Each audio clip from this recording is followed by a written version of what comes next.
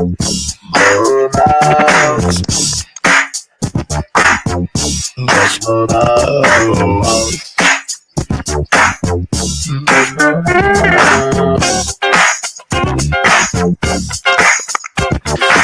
and gentlemen, welcome in.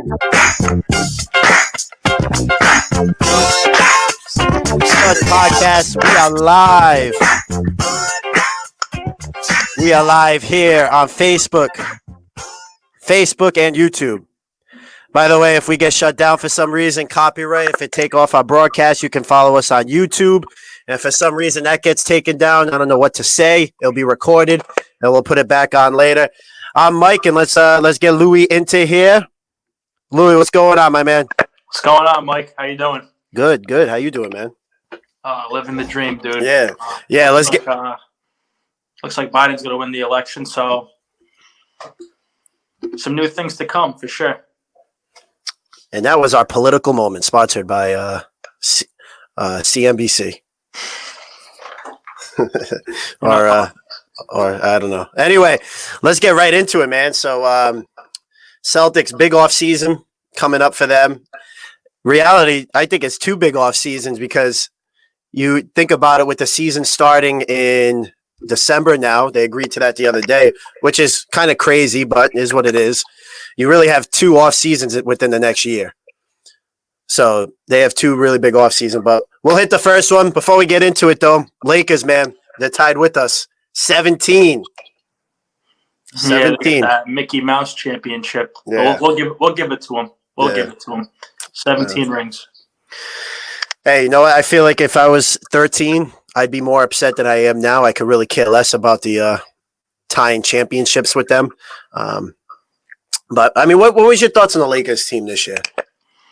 For the Lakers, I thought they had a lot. Like from the beginning, I think if you could rewind to of our previous videos, I had the Lakers winning it all because I just think they had a pretty good supporting cast. I think an underrated supporting cast. When you talk about 3-and-D guys like Avery Bradley, KCP, winners like Rondo, I mean Caruso, I don't really give a rat's hat about, but like Kuzma, those guys are some scorers around LeBron. LeBron is a facilitator. LeBron is also a scorer and probably the best player in the world. But to have Anthony Davis with him too and have guys like Dwight Howard and JaVale McGee who are all proven players, I think was a recipe for success. Yeah, they built the team perfectly. I mean, like you just said, they had the veteran presence. They had a champion in Rondo. You could say Danny Green, champion. Left him out, yep. Yeah, and you had the shooters around the team, which is something the Celtics lack both those things, the veteran leadership and the shooters and the veteran coach. Not Vogel, but you have Kidd on the assistant. Vogel's not bad. No, Vogel's good, but what I meant was you have the leadership of, Jason Kidd. I mean, no matter what you say about him, he's still a player. People still respect him for whatever he's done. So I think that's definitely a big thing with them. But how do you see them going into next year? You think they can do it again? You think, LeBron James, how many more years do you think he has? I would say I'd give LeBron another 2 more years, I think, of like averaging 25 plus. I think personally, I think he's aging like fine wine. So I don't know. I could be eating my words. He could be playing until 42, 43. Who knows? That guy takes care of his body. The regimens he does is just unbelievable. But for next year, I think it's key for them to re-sign Rondo. I think Rondo is a big part of that run. Say what you want to say about him not being a great shooter, being a knucklehead for coaches, but he is a winner. And when it comes down to it, they need those guys. I think the Lakers are also trying to leverage their way to get a third star in the mix too. I think they're looking at like a Bradley Beal or a Victor Oladipo or one of those guys, maybe even a Giannis if they could get him. And somehow if they did, that'd be absolutely insane. But a guy who could shoot, probably more specifically like a Bradley Beal, Buddy Hield, one of those kind of players I think they're aiming to get. Yeah, and I think with the Lakers, I think LeBron was a genius. And why I say that? LeBron the GM. Yeah, no, he really. I mean, look at this. He decided, what he did in Miami. Yeah. He came to the Lakers. He knows he's aging, even though he's playing like he's 25. but he knows he's getting up there in age. He might have a goal maybe to play till 40 or maybe play 38, whatever it is, however long he wants to play for.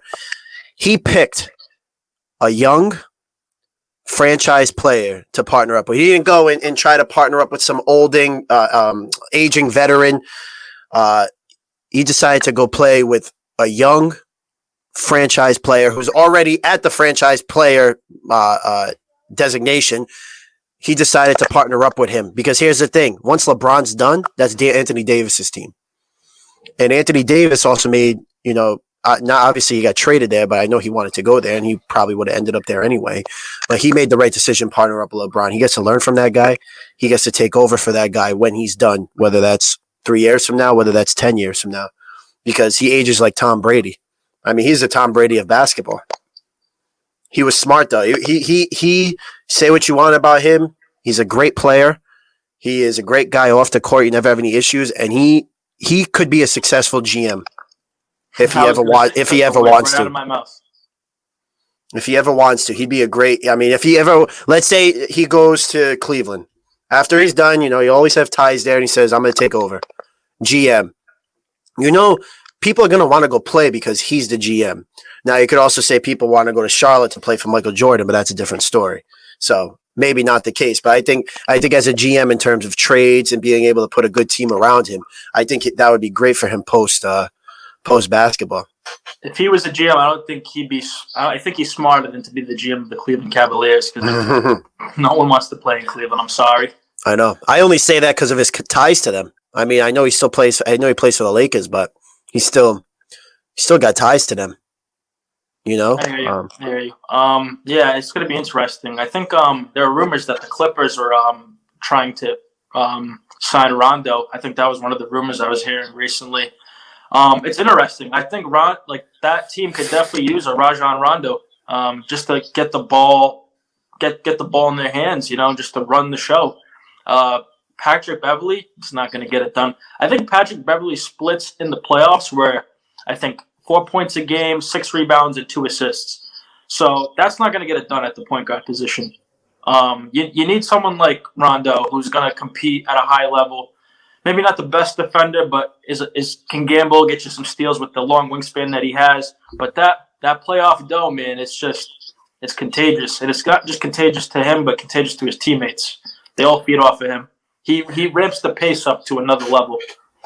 Yeah, not to be a green teamer, but I think when it comes to Smart or Beverly, I think Beverly's a smaller version of Smart, but I think Smart is the better distributor of the ball. I think you can put the ball in Smart's hand, and he has no problem getting 10 assists. I think with Beverly, he tries to get into the head of the other players, but I think Beverly feels like he has to be a part of every single moment. I don't think Beverly can ever stay away from that. You know what I'm saying? Like, he's just something about him where I think he's a time bomb. He's an antagonist. Yeah. Yeah, and I think Smart has that to him too, but I just think in terms of passing in general, I think Marcus Smart is the better distributor in that case. But yeah, Rondo, who's to say 6 years ago when they traded him, whatever it was, everyone said about his leadership skills, and he couldn't do it. Now look at this guy. I mean, he's not putting up great, even though playoffs he did, but he's a playoff. He shows up. Let me interject here. The best time.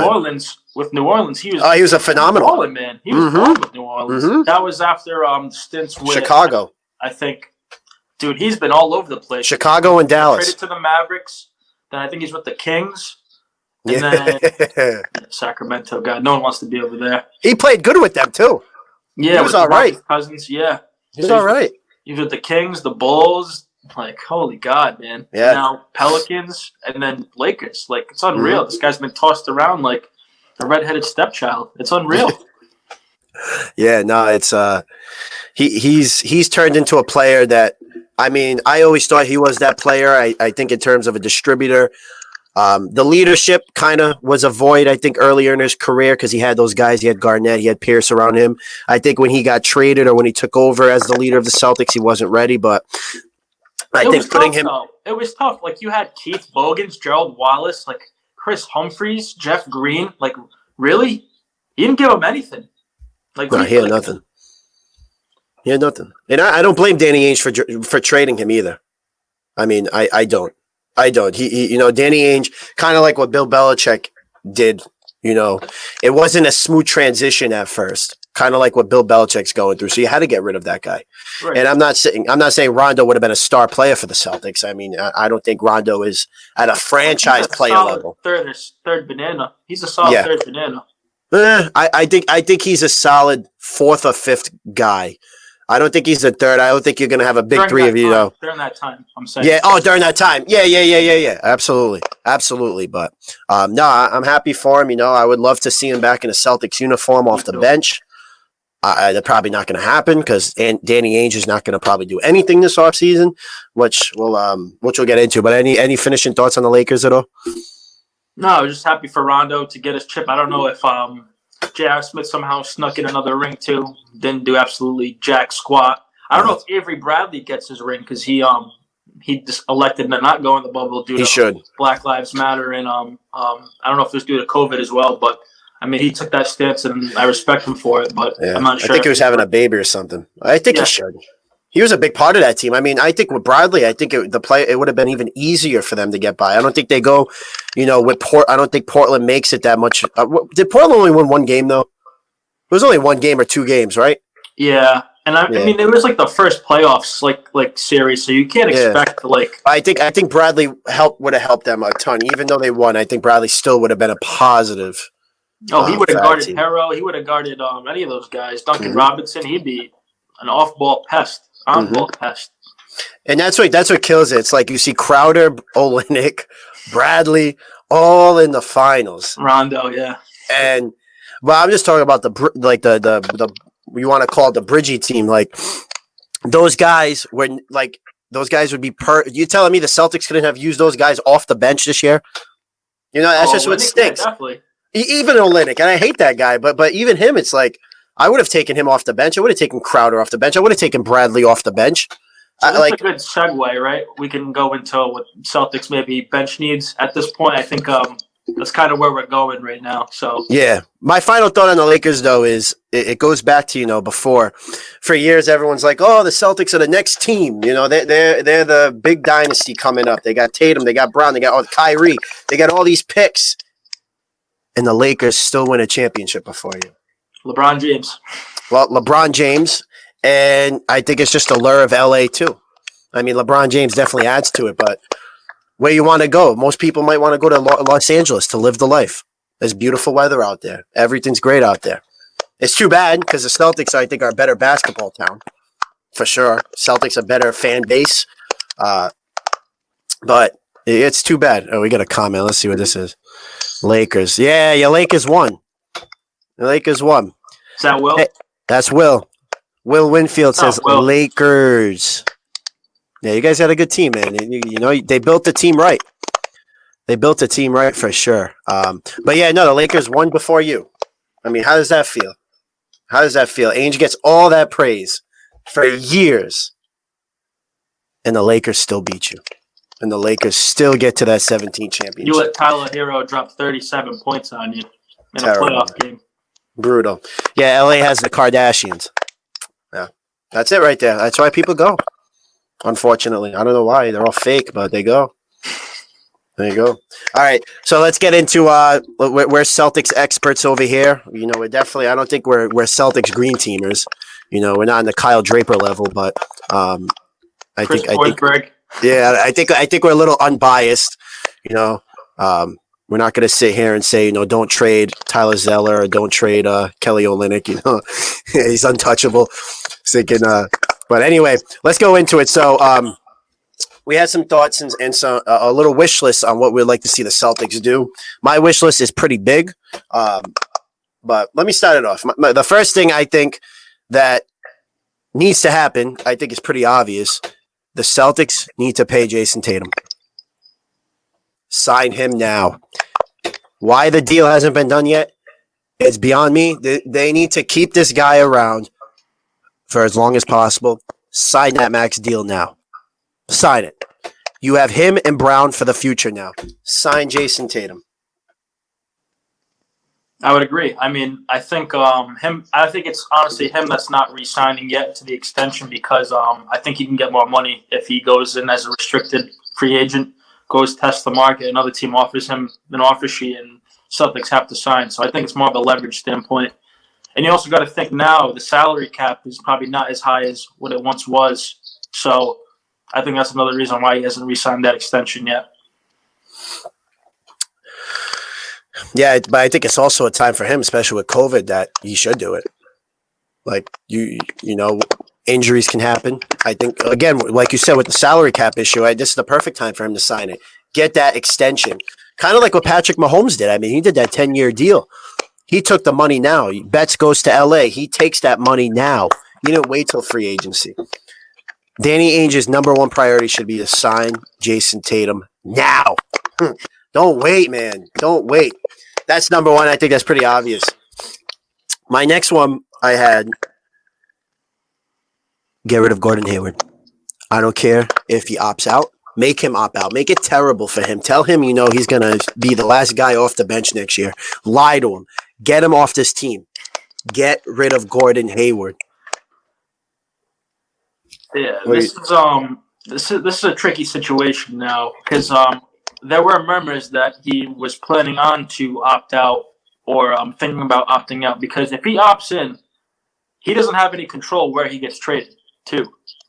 If he opts out and finds a team like Atlanta, like a Detroit, like an Indiana, I don't know what team. I think Atlanta and New York have cap space to sign for that.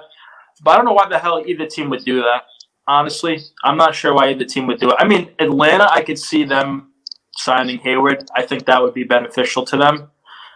But here's the thing about a player. The best attribute about a player is their availability. And honestly, the data shows that Hayward hasn't been able to stay healthy. I haven't been a big fan of Hayward's even since he came here. I mean, unfortunately, he's had some bad luck, and honestly, it's part of the business stuff, I mean, you feel bad for the guy, but business is business. I mean, he hasn't provided anything worth close to the money he's making. Last year, he had a decent season, but not a $34 million season. You brought him in here to be a number one, number two guy. Hasn't lived up to any of those expectations, with no fault to his own, of his own because of the leg injury. But if he opts in, they can trade him. You want Gordon Hayward to opt in. You want him to opt in because if he opts out, you don't get that cap space. That cap space doesn't reclaim that $34 million in cap. You do not get that. So honestly, I would not to butt into your opinion, but I would see if you get either. This is gonna be crazy, but I think either you trade Kemba and you trade Hayward.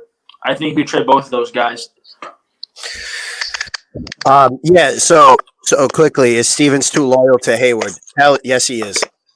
Yeah, he is. Yeah. That's why I don't like him anymore. And I'll talk about Stevens in a couple minutes, but yeah, no, definitely he is. So a couple of things came out this week that I saw. Like it was on the radio, but I heard that Hayward has bought a house in Indiana. And also last night, I don't know if you saw it, but there was a video of Miles Turner working out with Grant Williams and Edwards or whoever, someone else. Taco Fall, yeah. I would call Indiana, and I don't care. Listen, I want Miles Turner on this team. If you can get Miles Turner for Gordon Hayward, that's a win to me. I'm sorry, that's a win to me. I know Miles Turner hasn't played up to expectations, but I would get Miles Turner on this team. You're telling me Miles Turner couldn't fit in with this team? Please. I would see what Indiana does. If Indiana really wants to be that stupid and trade a young 24-year-old guy with all the potential in the world for an injury-prone 30-year-old, however old Gordon Hayward is, who can't play like he used to, take it, Danny. Don't go, Brad's going to be upset. He's going to be upset. I don't have Gordon Hayward anymore. No. Trade him. And you know what, Louie? If for some reason they can't get someone for Gordon Hayward, I would trade Gordon Hayward for a second-round pick. I would trade Gordon Hayward to the Atlanta Hawks to stink and get their last bench piece that's never going to play for the Celtics just to get someone. Like, you're too emotional. You got to think. You're too emotional, right? You need to calm down. Eat a Snickers, relax a little bit. Here's the thing. You need to make the money work. You can't trade people for a second-round pick or a ham and cheese sandwich. I get what you're saying. Like, No, you could do a trade. You could do a trade. trade for Miles Turner with the money works. Yeah, but here's the thing. So I think Miles Turner is projected to make what, like, I think 15, 16 million a year. I'm not sure what is exact. It's not fucking 34 million. It's not. It's not 34 million. Excuse my language, but it's not. But then you'd have to get Victor Oladipo. You'd have to get both. That's how the money would work. Because I think Vic Oladipo is making 21 million. And I think Miles Turner is making like around 14. So that's an even swap. Yeah, you would have to really want Gordon Hayward. Like, they have T.J. Warren. They have Oladipo. They have these young pieces. So, I mean, I think you put Hayward in that system, he might do better. I mean, honestly, as like the number one guy, he might do better. You know, we only bring it up because it's a rumor, and you don't know. I mean, you don't know why they'd want to do this, why Indiana would want to do this. Maybe they see something in Gordon Hayward and say, oh, maybe he'll fit in better with our system. I don't know. I can't tell you why, but we bring up Indiana because those are the rumors that have come up. So there was a couple like trade proposals. This one's a little crazy, but I mean, the three-way deal, yeah, I'm not even going to acknowledge that one. But you could trade. I saw one for the Celtics to the Indiana Pacers. Oh, right here. So these were a couple that were talked about, where Miles Turner would come back with the movie with the money working, and I got them right here. So you could do this package. So this is number 3. You can do Gordon Hayward from Malcolm Brogdon and Jeremy Lamb. Why they would want to do this, I don't know. That makes no sense. But you could do Gordon Hayward for Brogdon or Jeremy Lamb. Packaged together, the money works. Why they would want to do that, they're idiots. The second one is Gordon Hayward and a first-round pick to the Pacers for Miles Turner and Jeremy Lamb. So the Celtics are kind of saying, listen, we're going to attach a first-round pick to Gordon Hayward, and they're still going to take him. So you could do that. You can make the money work with Miles Turner and Jeremy Lamb, which I think is all right. I would take Jeremy Lamb though, because I don't know what Jeremy Lamb's making. What is Jeremy Lamb making? I think he's a little under 10 million. Okay. So Turner's like 16, 17, and then with him is about 25, 26. So I think you can make the money work a little bit that way. And then the first one, which I really don't like because I don't think he'll fit in with this team, is Gordon Hayward, first round pick from Memphis, and then another first round pick from Boston to the Pacers for Oladipo and Lamb. I don't like that one. Here's why. I don't think we need another ball hog to take away from Tatum and Brown. I would love to see. I don't know how this would happen. Pay attention to Philly, because Philly just hired Daryl Morey, and Daryl Morey is known for not liking guys that can't shoot the ball. And I have this affinity for Ben Simmons. I would love to see Ben Simmons on this team. You want to see something? Yeah, shoot it. 2 multi-team trades. So this is the one I wasn't going to bring up, but now you bring it up. Let's do it because I kind of think it's crazy. So Celtics, Pacers, 76ers, 3-way. 76ers get Victor Oladipo, Kemba Walker, Daniel Tice, and a Pacers second-round pick. The Pacers get Gordon Hayward, Shake Milton, Matisse Thybulle, Romeo Langford.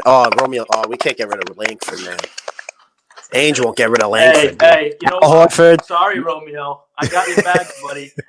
You see, stinks. Grizzlies first-round pick and then the Celtics first-round pick. And then the Celtics would get Simmons, Turner, Doug McDermott, and Jeremy Lamb. Oh, that would be cash out for Boston. Imagine. Let me tell you. It feels so unfair. It feels so unfair. Like, why would they do that? That's so... I could see why. I don't know. I see why Philly would do it, because you're getting 2 guys that are a little injury prone. Like Kemba's got knee issues and Oladipo. Issues. But I mean, knowing Daryl Morey, if you can package some more picks, maybe like if you can get Philly to take on those guys. I mean, I don't know, because Philly's taking on $50 million, I think, in cap space. But if you can get Miles Turner, a big man that can stretch the floor. If you remember when Al Horford was here. Al Horford was a beast in the Celtics system, and people like Brown and Tatum played a lot better when Al Horford was here because he would open the floor up. Yeah. He would open the floor up. I love Daniel Tice, but he is no Al Horford. I'm sorry. He doesn't do that. when he stretches the floor. He's not that 3-point shooter. He's not that as good of a defender. I mean, he's almost as good as a defender, but I think Al Horford was better during his time here. I think Brad Stevens' system works perfectly. If Ben Simmons and Turner, if Turner can really shoot the 3-ball like Al Horford can, and Simmons can handle the ball, get the ball to Brown and Tatum, and you add some shooters, I think, man, that's a recipe for success. And you have the size. I don't see why that wouldn't work. But I don't know if Philly does it. I really don't know. Well, yeah, I think that that would be a jackpot. I don't think Philly does that. I think you're more likely to get a trade of Hayward, maybe a pick for Turner and Lamb. I think that's what you're most likely to see. Or I'm happy with him just getting out of here. No matter what, I think it's addition by subtraction with this guy. I'm not saying he's a bad teammate. I don't think he's a bad teammate. He just doesn't fit here anymore. Now is the time, Danny Ainge, to build around those two guys, Tatum and Brown. I think they've shown they can do it. Though, for a second, of Simmons, I don't know who you'd have at the 2. I don't know if I like Smart at the 2, but let's say Simmons, Smart, Brown, Tatum, Turner. Man. Or you do Simmons, Brown, Tatum, Turner, and you go double big. You imagine this is a huge lineup. Simmons, Williams to shoot the 3, yeah. Simmons, Brown, Tatum, have Turner at the power forward. Let him do his thing. Don't be taking 10 threes a game, but let him do his thing post up because he's got the mid-range game too. And then you got Williams. Hopefully he's better this year on defense. You have his defense down low. Imagine that lineup. I think you need to play Miles Turner at the center. I think you need a 4 who could stretch the floor and rebound. So Grant Williams maybe is the guy you probably plug in there. I still think if with that lineup, you could do that too. No matter what, it's better than this year. You definitely need some shooting.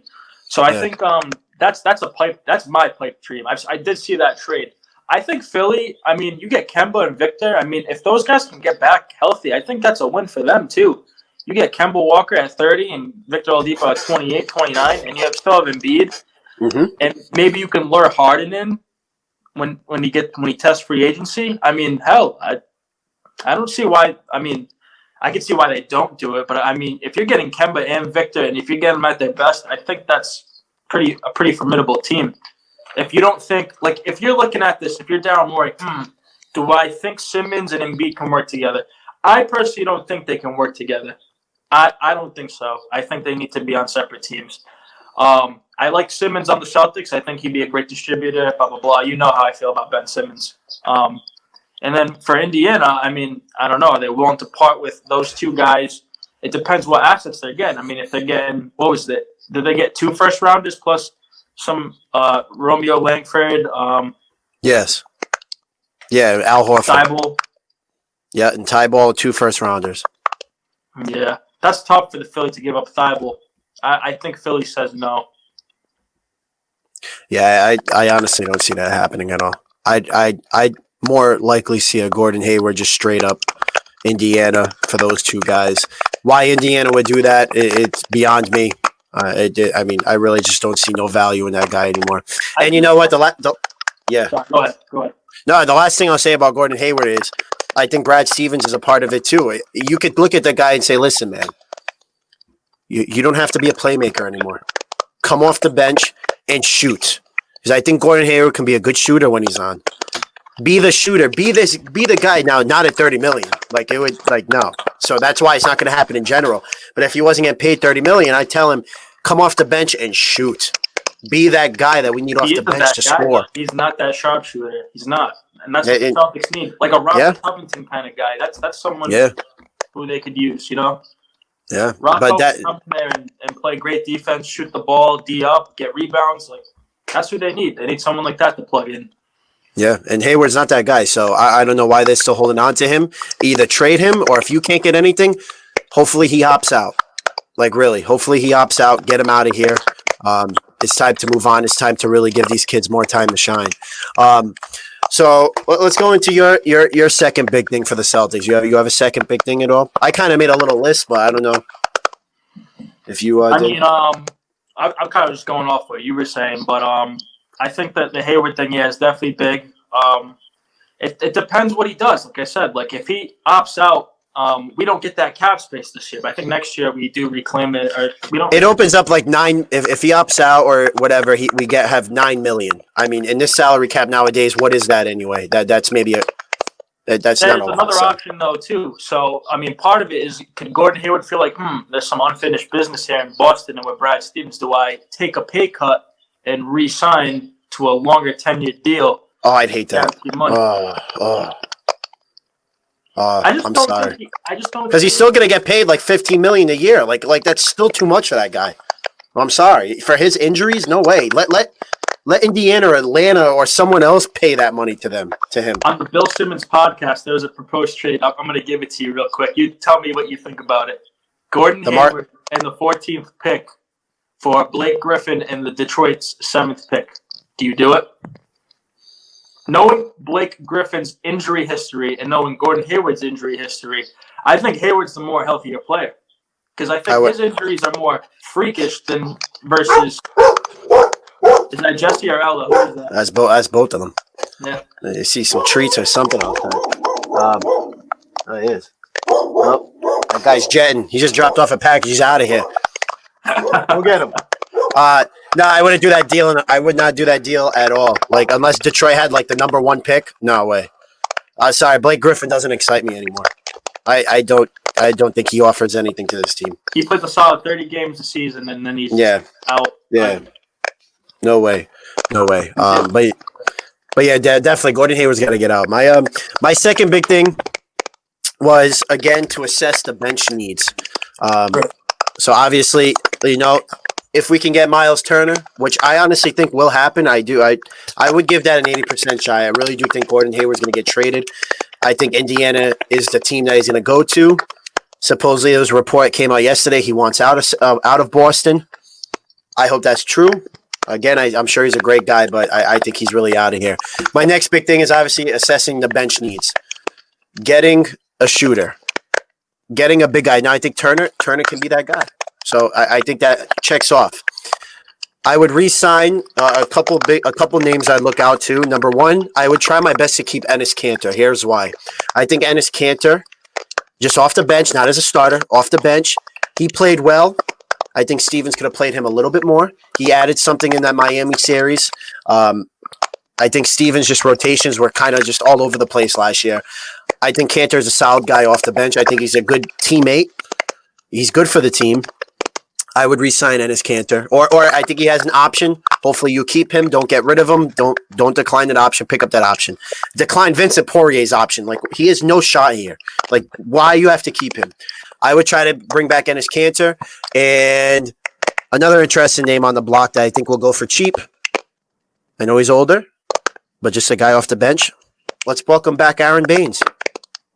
Let's welcome him back. Solid guy. Bring him off the bench. Defense. He's been here before. Bring him back. $3 million, $2 million, whatever the price is. I think he's going to demand more than $3 million a year. I think he's probably in the 8s or 9s. If he fits into the cap, if we get Turner and we can get, I know Lamb can shoot the ball too, but maybe we can get Baines to come back for about that price. Maybe we have a couple million more that we can work with if Hayward gets traded. So I would try to bring back Kanter and or Baines. And then I think, with Robert Williams at the center, if we get Turner, having Turner at the forward or the center, and then being able to take Kanter, even Baines off the bench too. I mean, I think that's I think that's solid for them.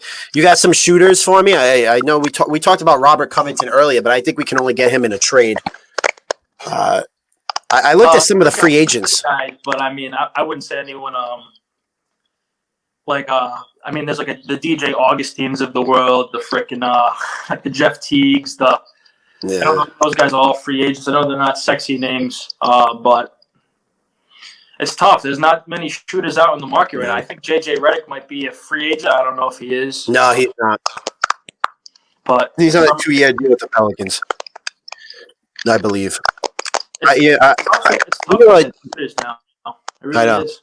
A guy like, if we had the cap space, because I feel like he is going to command some good money. But I think a guy like Danilo Gallinari, he knows his role. He's not going to want to come in and take 35 shots a game. He can shoot. That would be a guy for this team. But we're not going to be able to get him. So like if we look down here real quick, some of the free agents coming up for this year. I had the list right over here. So it's really, I mean, I kind of looked at last night. I really couldn't find anyone that stood out to me and said, wow, this guy's a lethal 3-point shooter. This guy can expand the offense, especially for the Celtics. So, if we, you kind of got some feedback still going on your headphones. Let me see if I can fix it.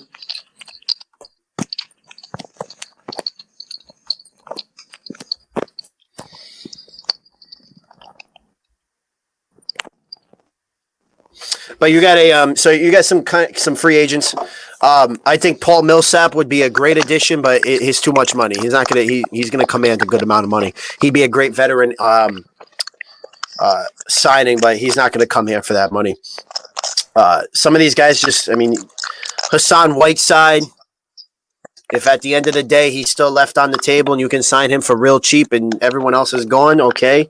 But Nicholas Batum intrigues me, but I feel like he'll be too much money. Batum? He's getting paid. So overpaid. Yeah, he's so overpaid. He has an option for $24 million next year. That's a crime. Like it's nuts. Robbery. Like it's nuts.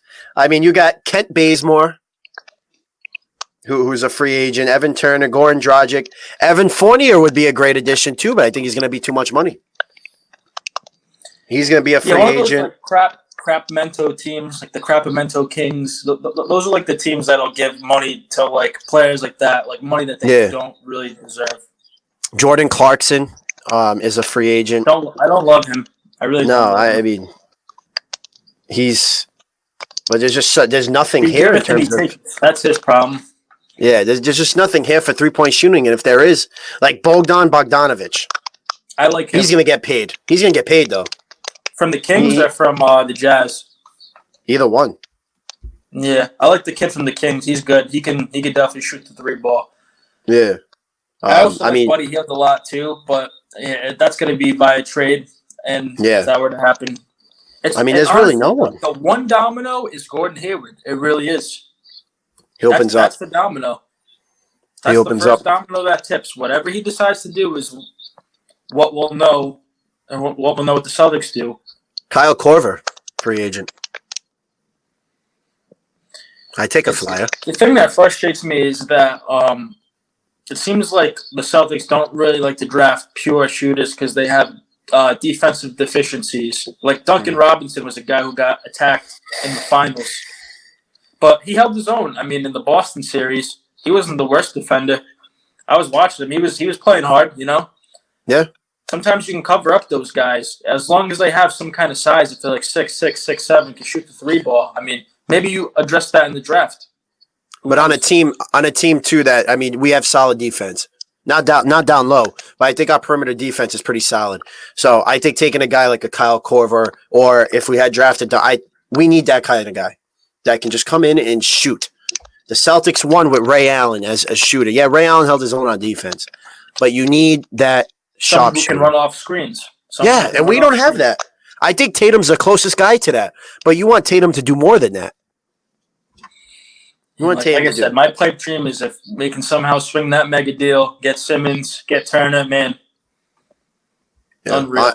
I'm even happy. I think Lamb is still an upgrade too off the bench in terms of that connection too, that UConn connection. A little scoring punch, which I think will happen. I think they'll trade Hayward and they get that. But anyway, obviously fill the bench needs. I had a couple other ones too that kind of out there, but I think they are sort of reasonable. My third one is get a veteran bench coach. Literally, get a veteran bench coach. And I can't tell you any names out there. I'd be lying if I made up names. But a guy like, just for example, Paul Pierce, because he's a terrible ESPN analysis. Call him up, be like, man, we would love to have your presence on the bench. So, a player, some sort of player, to come on this bench and be able to look at Tatum and say, yo, man, take it to the basket. Stop forcing. instead of Brad Stevens. Hey, Jason, do you mind, taking it to the basket once or twice here? And then Tatum looking at him and telling him to go crap off, man. G Willikers, man. Jason Tatum, I need you to go down to the basket, post up. And then they're gonna look at this guy and be like, "What's this guy even talking about, man?" I'm gonna take my. They need a veteran presence on the bench. Heck, I don't even I can't think of any names. I don't know if you have any names, but I mean they need some. Billups, maybe. I think he's already in Clippers or Philly. He might be. I don't know. I don't know if he's in Philly. He's somewhere. I remember him. He got signed. Oh, he's a GM or something. Let me see. He's on. He's somewhere, but you need some sort of veteran presence on this bench. Someone like a Chauncey Billups, someone that can really just reel these guys in. Yeah, he's going on Ty Lue's staff, but see they're doing it right over there. They're getting these players on there, so they need some sort of veteran. Perfect coach for that team. Coach for that team. Yeah. Yeah, they need something. I bet Ronaldo goes over there too, just to cement his legacy. Imagine he wins with the Boston and both LA teams. I mean, that guy, Hall of Famer. His stats don't really tell it, but his presence would tell you he is. It's like Julian Edelman. It's like Julian Edelman shows up in the biggest moments, and he was a Super Bowl MVP. Like that right there, and he's second in all-time receiving yards behind Rice in the Super Bowl, or number one. He might even be number one, but his stats don't prove it. But I still think he's a Hall of Famer. I think Rondo can be a Hall of Famer too, if he wins one more, even potentially right now. I think he's on the cusp, but I think right now if he wins another one, and he was a big part of that team, I think he's definitely up there. So, what are your predictions? What do you think is going to happen if you had to jump in to December? What do you think this roster looks like? Starting five. That's a big question. I go based off history. I think it's going to be Kemba Walker, Jason Tatum, Jaylen Brown, Grant Williams, and Robert Williams. Unfortunately, with Gordon Hayward coming off the bench. I really don't think I think Danny Ainge is going to keep all three of his stinking draft picks, and that's what I really think is going to happen. I don't have any faith in him pulling off a mega deal. If it was to happen, I think this is the perfect time to do it, but I don't think it is. There's something about him. He has become less aggressive. I see them trying to convince Hayward to stay. That's how much lack of faith. Something's brewing in Boston. Well, we've been saying that every year. Every year. It feels different because, Danny was like, we're not good enough. He said it. We're not good enough.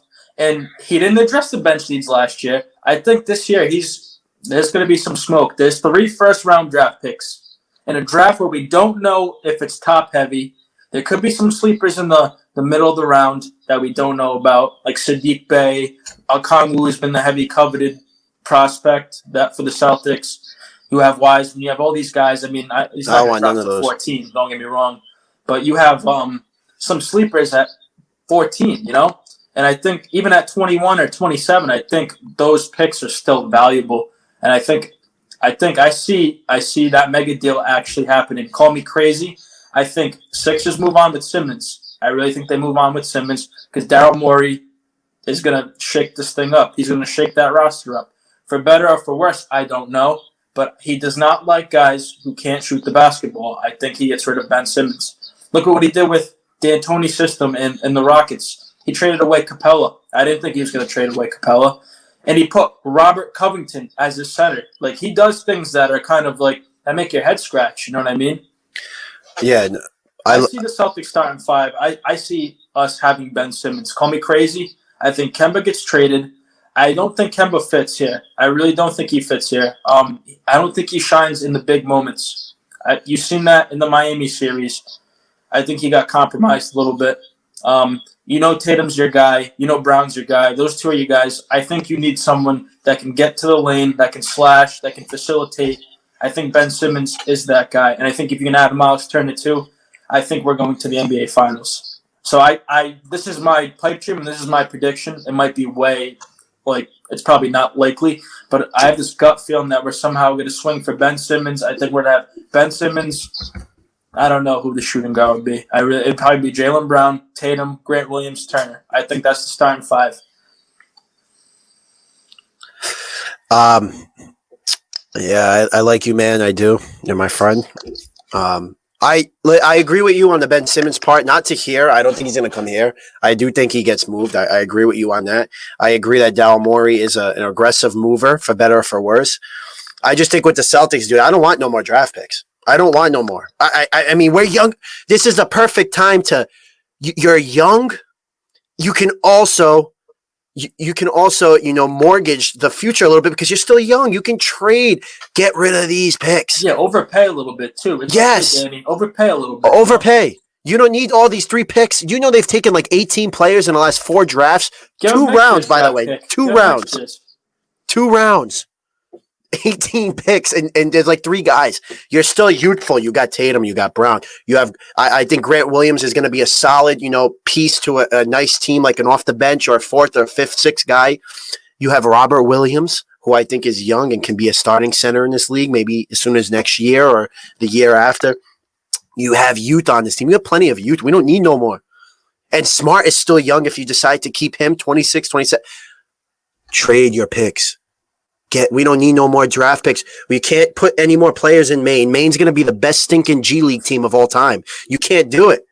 Get rid of these picks. I don't want none of these picks. I disagree with you on. I don't care about no sleepers. Romeo Langford was a sleeper. He barely contributed, and he was also injury prone. We don't need that. We need some veteran presence on this team. Okay. Part of my wish list was, and you brought it up, but I'd feel wrong one. We'll play that later. On my wish list, I wrote take some offers for Kemba Walker. Just go to the field, see what you can get for him. Obviously, I think he's a good contributor to this team. I do. I think he can understand his role if needed. But I don't think he does fit in perfectly with this team, like you said. I would field some offers for him, see what you can get for him. Maybe a late first rounder. Maybe you can trade him, and maybe you can trade him for some bench pieces, addition by subtraction. Maybe you can trade him to a team that is in dire need of a point guard. That's a little, desperate. Get some bench pieces. You don't even need a pick. Maybe a late first round pick. I would try to field some offers on him too. This is Tatum and Brown's team. I think you can win it with either Marcus Smart as your starting point guard or some lower level starting point guard. Because I think that's one thing in Brad Stevens' system that I give him credit for is any point guard plays well with him. Really. You from Crawford to Thomas to Kyrie is what it is. But he was the best statistically those 2 years with Stevens. So I think any point guard can play well. You don't need to be paying $30 million for a point guard. How would you feel about the Simmons fit? If it were to happen in my pipe dream. I mean, I think people better than Walker, of course. He is very dynamic around the basket, so does that clog up the offense though? Especially if you have Simmons, you have Brown and Tatum who can do both, score outside, get to the basket, and if you put Robert Williams at the center, if you have Turner at the center, maybe that expands. So maybe it doesn't. Maybe Ben Simmons could be a good fit on the Celtics team. That's what I'm saying. With that lineup, I think it would be perfect. But yeah, I get what you're saying with the ability to not shoot. But I think he just brings so much. He's more dynamic. I think people respect him more. I think defenses will respect him more. Like just the ability to get to the basket and pass and distribute. Listen, I think that's a great dream to have. Do I think that happens? No. And if it does, man, it great for Danny Ainge. Oh, are we raising 18? Great for Danny Ainge, really. But yeah, I would take offers for Kemba Walker. Already talked about the veteran bench coach that we should have on the team. What about a veteran bench player now? Yeah. Oh yeah, of course. Is there one guy that you would really? Yeah, I think. Based on that list, no. I mean, based on the free agent list, no. I mean, there's no Paul Millsap's a good veteran player. You're just not going to get him for that money. You're not going to get him for the money he's going to want. I mean, there's no one on here that would work as a I don't see really no championship veteran player that's going to come on this team and set a Rondo.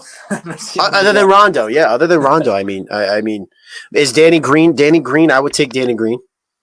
Literally off the bench, not to start, but off the bench. But is he going to want to do that? I don't think so. But there's no one on here. I mean, I'm looking through the list again. I like Norman Powell from Toronto. I really did like Norman Powell. But I'm talking about like winners. Like I want a championship winner on here. Like, did Bellinelli win? No, but I like him. I like him as a shooter. Those are two guys. Yeah, you like. I would take him. I know he didn't win. That goes against my point, but I mean, you have. Those are Rondo. Shooters, though. You know, those are what the Celtics need. They need people who can stretch the floor, shoot the three ball, become a threat. Can Barea shoot? He's kind of washed. I wouldn't. Yeah, I mean he's. Barea. I mean, you got him as a free agent. Yogi Ferrell. Yeah, Yogi Ferrell's a free agent. I wouldn't want him either. I'm good with the undersized point guards. We need to move away from that. Yeah, for sure. There's no one on here though that I see. In Kemba for his size, granted he is a pretty good defender for his size. I think he's I don't think he's as bad a defender. I think he tries harder than. I think he tried a lot harder than Kyrie. I think he's a better defender than Kyrie and a better defender than IT, which isn't saying much, but I think still better defender. Yeah, and two of those three guys actually tried on defense. Yeah, the one in the middle did not. Hey, I just saw a name too. Not. I don't want to sign him, but it just made me go back to the Gordon Hayward point really quick. Gordon Hayward and Jeff Green. I think Gordon Hayward is Jeff Green. A little bit better, but very inconsistent. I think Gordon Hayward is just as good as Jeff Green was years ago. Yeah, I think he's a great comparison. Yeah, I think he's a great comparison. I just saw that, and that was a point I was thinking about the other day. Gordon Hayward was Jeff Green, and do you want Jeff Green? He just doesn't fit with Brown and Tatum. It's redundant, you know. No. It's redundant, and you don't need it. But you need bench depth, right? You need bench depth that can come in, step up. If any of those guys, like if Kemba goes down, who's going to be there? Like Hayward could come in and fill in and run the point guard duties, you know. So having him is not the worst thing in the world. It's just the money. The money's crap, and it's too much. And he's injury prone as well. So it's like, yeah. I mean, this season though, he did have I think he played 60 or 70 games. Yeah, and I think he's a good distributor. Like I think the ball moves good in his hands. Like I don't get me wrong. I think there are times where the ball moves better in his hands than it did with Kemba or than it did with Kyrie. It's just you don't pay $30 million for that. Unless you're LeBron James or even Ben Simmons. Like, you just don't.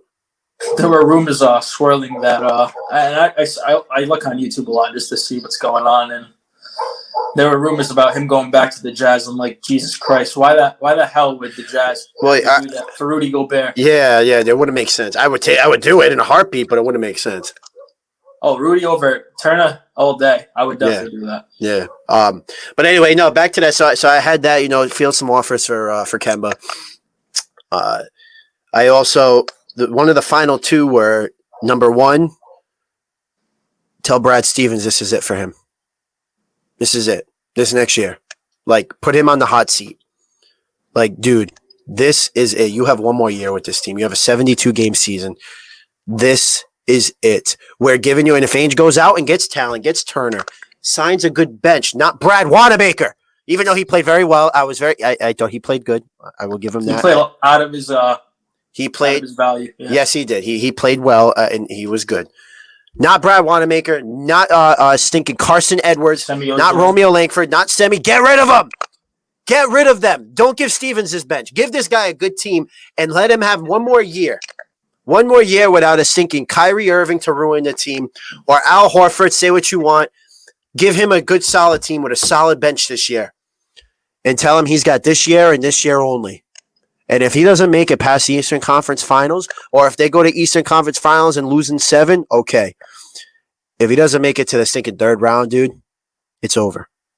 You're not going to get anywhere. You're wasting Tatum and Brown. Now, They're still 23 and 24. They got plenty of time left. But the point is, I'd rather start now with a new coach at this early age than go and wait till they're 27 years old and say, oh, maybe Brad, you 6 years in a row, you made it to the Eastern Conference Finals. You couldn't make it. Tell him this is it for him. Put him on the hot, even if you don't mean it. Even if you want to lie to him and say, you're on the hot seat, dude. Make it known that he's got one final shot. I'm serious, because you know what? Maybe that would give him an adjustment with his rotations. Maybe he'll realize that, analytics aren't everything. Kind of like you saw in San Diego, or not San Diego, Tampa Bay against LA, where they could pull the guy out in the 6th inning. Did you see that? When they pulled Blake Snell out, he was dealing. He had like 10 Ks, and they pulled him out and they lost the game, because of analytics. Tell this guy, no, this is it for you. This is it, dude. So I would do that. I think an easier solution, and you've mentioned it before, was getting that veteran assistant coach, getting that players coach that the Celtics desperately need. Yeah, for sure. But yeah, they definitely need to tell him that. And then my final one, kind of like you had a pipe dream. I'm not saying I don't think this is going to happen at all. It's just a thought. If you're really going to be aggressive, Danny Ainge, which I think you should be this year, call Milwaukee and just make an offer. Just offer. Just have fun. Call them. See what they want. I'm not saying to do it. I'm not saying, trade Tatum. No. If you can make an offer, if he really wants out, you do not want him going to Miami.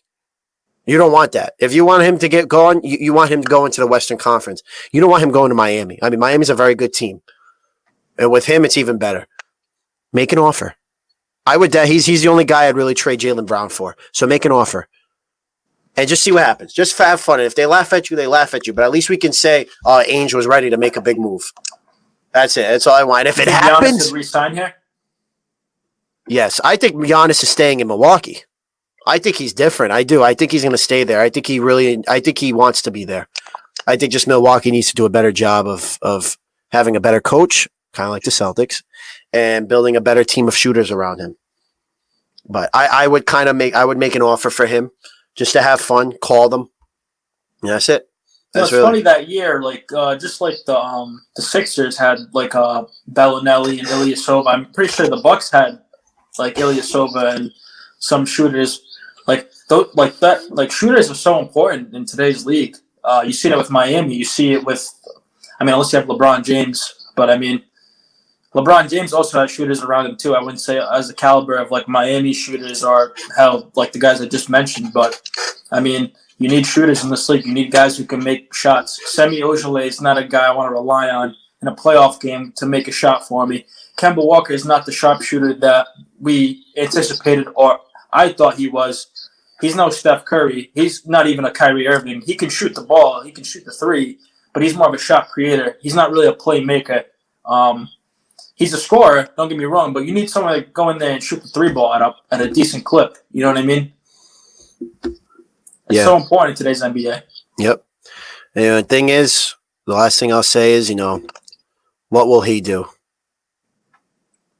Is that this Halloween? That's Bill Connick. Is that Bill Connick? What's his name? I forgot his name from that stupid Last Dance I was sick of. Anyway, so that's kind of our wish list. Any final thoughts before we move on to our little game I have? Final thoughts, Danny. I do have faith in you, Danny. I do have faith in you. I think some things are gonna swing the fences over here. So I'm counting on you. I know Mike doesn't trust you, but I still trust in you, Danny Ainge. Stop hoarding those damn draft picks. Yeah, get rid of all of them. All right. Listen, we're going to be back in 30 seconds. I will be right back.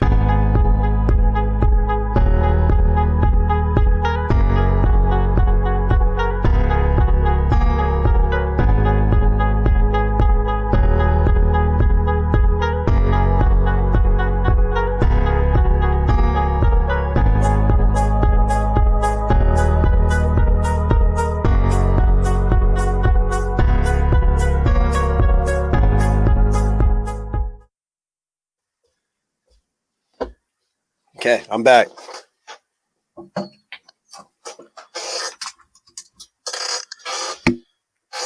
All right. All right, so we got a little fun segment that we're going to do here. I thought of this last night. We're going to have some fun right now. And Louie, you get to do this to me next time we do a Celtics podcast. This is called Name That Celtic, man. Let's have some fun. Yourself, and what would you like people to know about you? I'm a fun guy. Obviously, I love the game of basketball. I mean, it's just more questions you have to ask me in order for me to tell you about myself. I just can't give you a whole spiel. I don't even know where you're sitting at.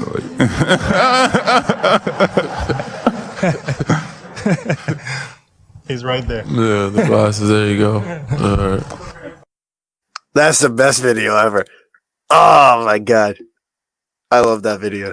Every time I watch it. All right, anyway, here's what I'm going to do, man. The years 2009 to 2012. I'm going to post a random picture of a Celtics player, a Celtics nobody. Then you got to tell me who that is. You ready? Yep, let's do it. All right. Let's have some fun. All right. Oh, this is going to be great. All right, first one.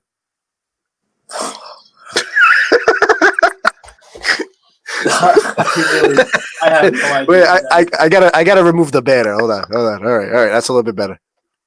I have no idea who that is. That is the amazing Lester Hudson. Oh God. Oh Wow. yeah, Lester Hudson, man. He's a winner. Let me tell you, Lester That's a Hudson. tough one, man. That's a first tough Celtic right there. I'm telling you, man. Let's see. Lester Hudson averaged a career 4.7 points a game. And Boston, he played 2009 to 2010. He averaged just about 1.4 points a game. So That's he probably was. why I don't know. Yeah, he was a big time player for the Celtics back in 09, 010. 010. All right, next one. Moving on. All right. Chris Joseph. Hey, all right. First one. Ding, ding, ding. Chris Joseph. Yeah. Wonder if this guy's still playing. We're going to find out right now. Chris Joseph is career. He's played in 10 games in his career. He's averaged 0.9 points a game. And wait for it, for the Celtics, he was big time. Big time. 1.2 points. He actually was his career high was in Boston.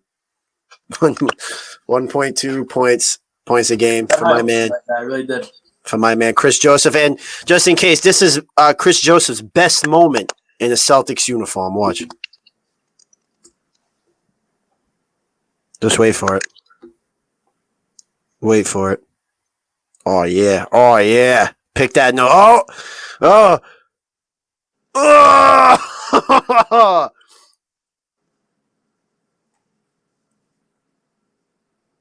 Do you remember that? It didn't pop up on my screen, but Oh, it didn't? no. Oh, are you serious? Nah. Can you see it now? Can you see it? I can't see it. Oh, it's Chris Joseph picking his nose. Oh, I do remember that. Yeah. Yeah, I can't believe you can't see that. Yourself, and what would you like people to? You could see that, right? The Kawhi Leonard? No, I can't see it anymore. I did see it before, though, which is weird. Yourself, and what would you StreamYard, like people to bugging know out, about you? StreamYard. Did you see it that time? That's weird. All right, let's add in this. Let's add in this part over here. Let's see. How about you see it now? I see a third screen, and it's buffering right now. Hey, so I can see it. I don't know why you can't. All right. Anyway. All right. Let's Chris Joseph picking his nose. All right. Next one. You ready? This is a good one, right? This is a good one right here. Oh man, who is that? Oh man. Got any idea? No. That is the one, the only Sean Williams. Oh man, I don't know. That is Sean Williams. He played He actually never played a game for the Celtics, supposedly, even though that looks like maybe a preseason game. Dude, Oh, you got that's a lie. That's a lie. Never mind. That's a lie. Here, buddy. Jeez. That's a lie. 3.7 points a game in 3 games. That's actually not bad. So he averaged about 1 point a game for the Celtics. It was a career high for him. Career high. Could you see the picture, though? You could see the picture? Yeah, I can see the picture, yeah. That's weird. You couldn't see the video. All right, next one. This should be an easy one. I hope it is for you. Chris Wilcox. Hey, he's the man. He was not bad. I'm going to say, he was not bad. Serviceable. He was very serviceable. I would take him on this year's team at his time. He's very mobile big. Yeah. Mobile big, yeah. I remember one interview, he said, I want to be the fastest guy down the court. And he wasn't. He never was. All right, next one. This is a guy who I really liked when he came out. Oh, God. This is who we passed up for, is it Giannis or who did we pass? Jimmy Butler. Yeah, we passed up Jimmy Butler for him. Jawan Johnson. with the hinge in his jump shot. Oh, my God. It took 20 years for him to release the ball out of his hands. Yep. I can't find his stats at all. I'm probably sure they're terrible. Passed up for Jimmy Butler for that guy. Yeah. They don't even have him in Basketball Reference. So, all right, let's move on. All right, next one. Etwan's doing good, though. Yeah, Etwan is a good player. He's solid.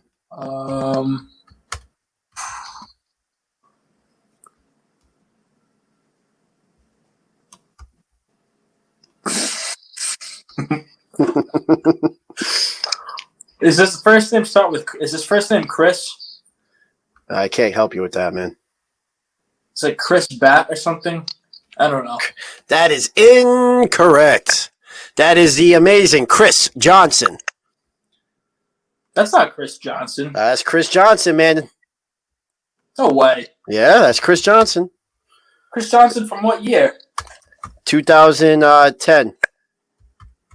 Dude, that is not Chris Johnson. Yeah, that's Chris Johnson. That's Chris Johnson, dude. Chris Johnson was he signed a 10-day back in 2010 after the Celtics traded Perkins. Oh, okay, but isn't there another Chris Johnson? Wasn't there another Chris Johnson that played for the Celtics? He was a lefty. He could. Yeah, that's Chris Johnson. That guy. Yeah, there's 2 Chris Johnson. This Chris Johnson. Man. Yeah, there's 2 of them, dude. Yeah, so the other Chris Johnson. I'm trying to find the stats of the other Chris Johnson, but that ain't happening. But this Chris Johnson averaged 4.4 points a game in his Celtics career. He was a big addition to that team. He wasn't bad. I remember him. He wasn't bad. He sucked.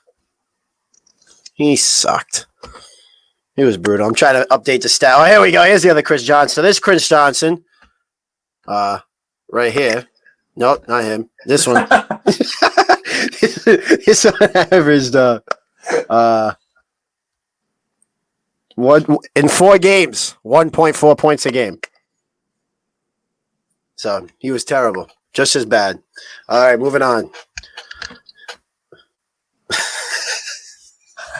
That's the great Semi Erden. Yeah.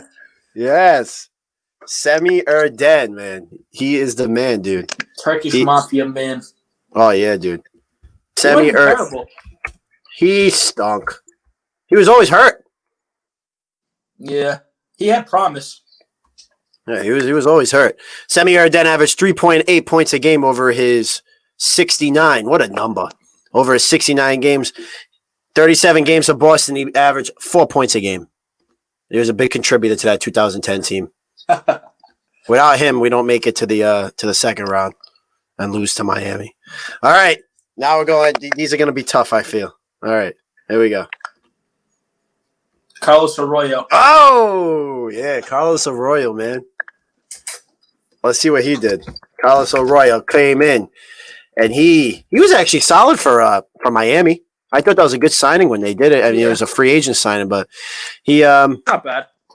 For Boston, he averaged 0.7 points a game. Big contributor on this one. All right. Next one. We got 2 more. Oh, J.R. Giddens. Hey! All right, dude. You're another doing bust. Don't you? Yeah, you definitely busted for sure. He probably still is. J.R. Giddens, he played 30 games for the Celtics. And actually, he played for New York, too. New York, he actually had a career year, 4 points a game. Is that the same as the Bill Walker draft? And Bill Walker was a lot better than this guy. I think so. Bill Walker? Yeah, I think so. J.R. Giddens. Yeah, and you want Danny Ainge to continue drafting. I mean, he hit Tatum and they get Brown. So. Yeah, the top 5. No, I get it. The late round draft picks are tough. I think he hit with Robert Williams. All right, last one. This should be easy. But let's take a trip. Hopefully you can see the video. Let's take a trip down memory lane. And Orlando 4-2 before losing in the championship to the Lakers in 7. A missed slam, and O'Neal called for double dribble. Well, he ran in. Oh, you're ruining it, man. You can't see it. How about now? Well, let's try it this way. Let's add in this third stream. Let's see. And Orlando 4-2 before losing in the championship to the Lakers in 7. A missed slam, and O'Neal.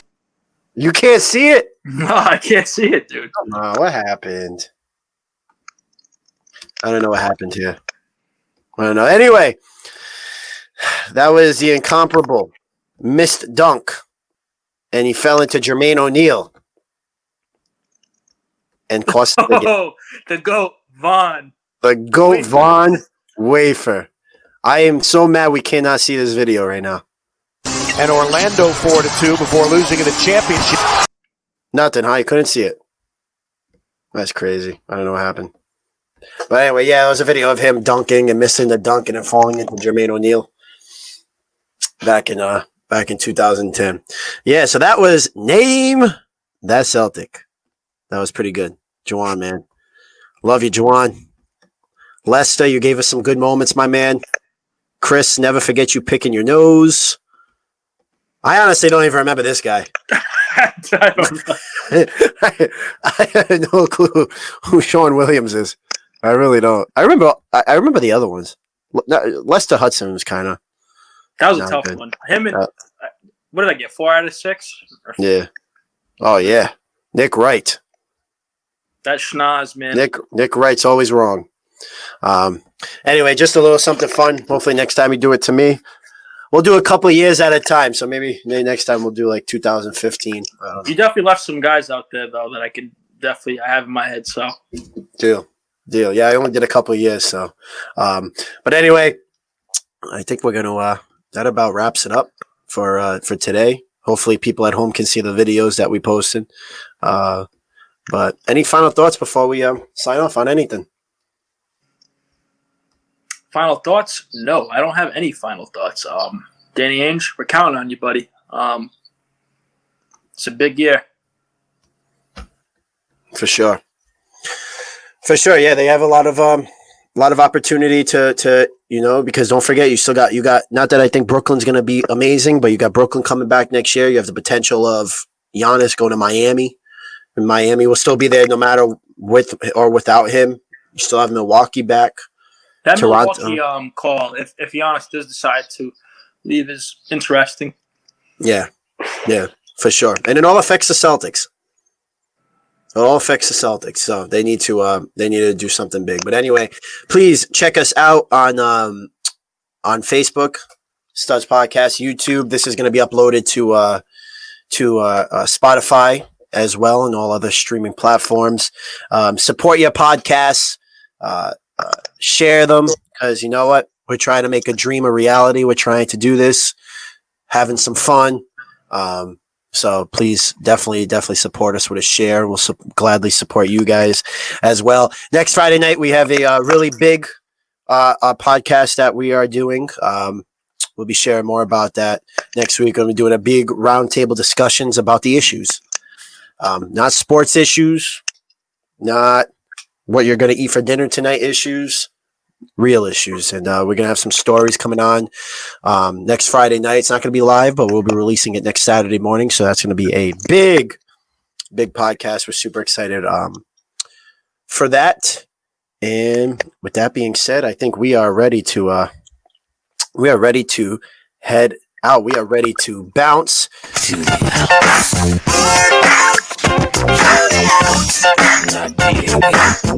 We're ready to bounce. Louie, I'll see you soon, my man. Take care, Louie. You too, buddy. Don't